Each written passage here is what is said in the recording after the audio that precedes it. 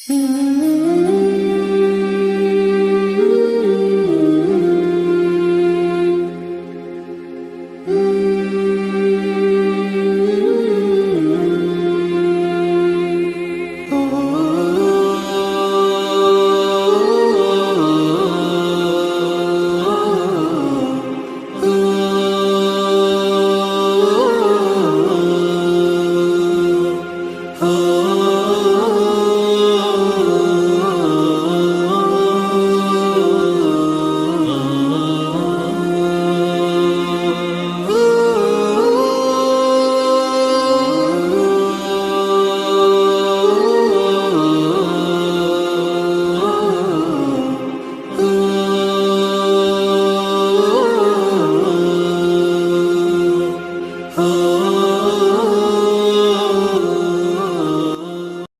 इसके बाद अरबी ज़ुबान में तकरीर करने के लिए इब्तदाई दौर के एक तालिब इल्म और इस साल इन्होंने हाई स्कूल बड़ी कामयाबी के साथ पास किया है, अब्दुल अफू बिन इलियास। इनका मौजू है अस्सिद्क़ व फ़वाइदुहु। तशरीफ़ लाएं और अपनी तकरीर पेश करें। अस्सलामु अलैकुम व रहमतुल्लाहि व बरकातुहू। नहमदुहु व नुसल्ली अला रसूलिहिल करीम, अम्मा बअद। फ़अऊज़ु बिल्लाहि मिन क़ाल अल्लाहु तआला फ़िल क़ुरआनिल मजीद वल फ़ुरक़ानिल हमीद। फ़अऊज़ु बिल्लाहि मिनश शैतानिर रजीम, बिस्मिल्लाहिर रहमानिर रहीम। या अय्युहल्लज़ीना आमनुत्तक़ुल्लाहा व क़ूलू क़ौलन सदीदा।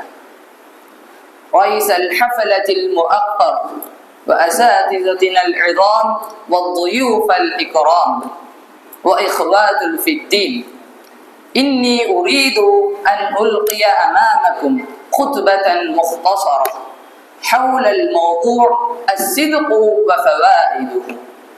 أيها الإخوة في الدين، أنتم على يقين بأن الصدق صفة كريمة رفيعة لا تماثله شيمة من شيم الإنسان، وهو حافل لشتى المعاني من السعادة والفوز والفلاح. وحسبنا في الدلالة على شرفه أنه من صفات النبي الهادي، وأن الإسلام جعله في قمة الفضائل التي دعا إليها، وحث المؤمنين على التحلي بها وعدم التخلي عنها في قول أو فعل. أيها الحاضرون، إن الإسلام يمتاز بين الأمم ويفوق على سائر الأديان بما فيه من صدق وأمانة وإيفاء عهد وحسن المعاملات التي خلت عنها سائر الأديان. وإن الصدق من صفات المؤمنين والكذب من صفات الكاذبين، كما جاء في الحديث: آية المنافق ثلاث: إذا حدث كذب، وإذا وعد أخلف، وإذا اؤتمن خان. ولقد حث الله في كثير من الآيات القرآنية على القول بالصدق، وجعله سببا للفوز والفلاح، كما قال الله تعالى: يا أيها الذين آمنوا اتقوا الله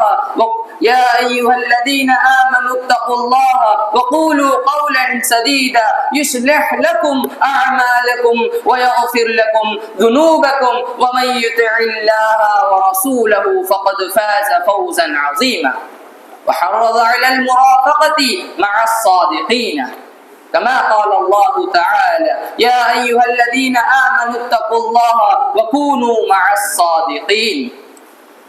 وقد ذكر الله تعالى هذه الصفة الحسنة في القرآن الكريم، وبين أن ذلك من صفات الأنبياء والمرسلين بقول الله تعالى عن إبراهيم وإسماعيل عليهما السلام: واذكر في الكتاب إبراهيم إنه كان صديقا نبيا. وجعل الصدق سببا للنفع في الآخرة، كما قال الله تعالى: يوم ينفع الصادقين صدقهم. أيها الحاضرون، فالعبد الصادق هو الذي يكون صادقا مع الله سبحانه وتعالى، صادقا في أقواله، صادقا في أعماله، وصادقا في نياته، لأن مدار الأعمال بالنيات، كما قال النبي صلى الله عليه وسلم: إنما الأعمال بالنيات. إذا فسدت النية فسدت الأعمال. واعلموا أن الصدق يهدي إلى البر، وإن البر يهدي إلى الجنة، كما بين النبي صلى الله عليه وسلم في الحديث صفة الصدق والكذب: إن الصدق يهدي إلى البر، وإن البر يهدي إلى الجنة، وإن الرجل ليصدق حتى يكون صديقا، وإن الكذب يهدي إلى الفجور، وإن الفجور يهدي إلى النار، وإن الرجل ليكذب حتى يكتب عند الله كذابا.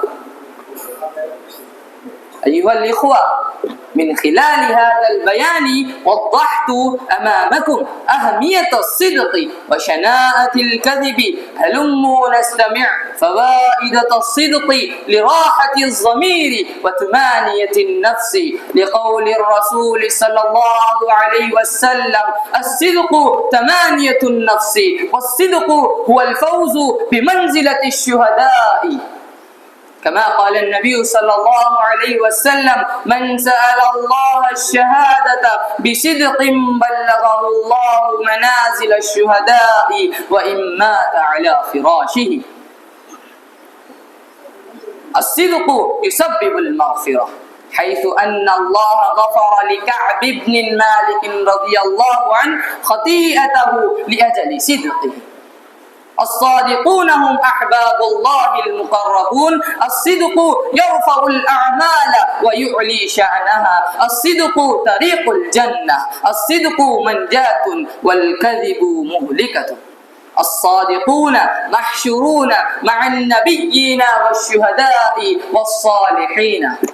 وخلاصة القول أن حياة الصحابة وسيرهم مليئة وحافلة بالأخلاق الحميدة والسلوكيات الرشيدة، فهل نضع سيرهم وحياتهم أمام أعيننا ونقتدي بهم، أم نضعها خلف ظهورنا؟ والله الذي لا إله إلا هو لا يسره أمر هذه الأمة إلا بما صلح به أولها، ولنبدأ كما بدأ سلف الصالح، وليكن حالنا وترحالنا حال الصحابة أجمعين. أخيرا أدعو الله أن يجعلنا من المؤمنين الصادقين، آمين. وآخر دعوانا أن الحمد لله رب العالمين، والسلام عليكم ورحمة الله وبركاته.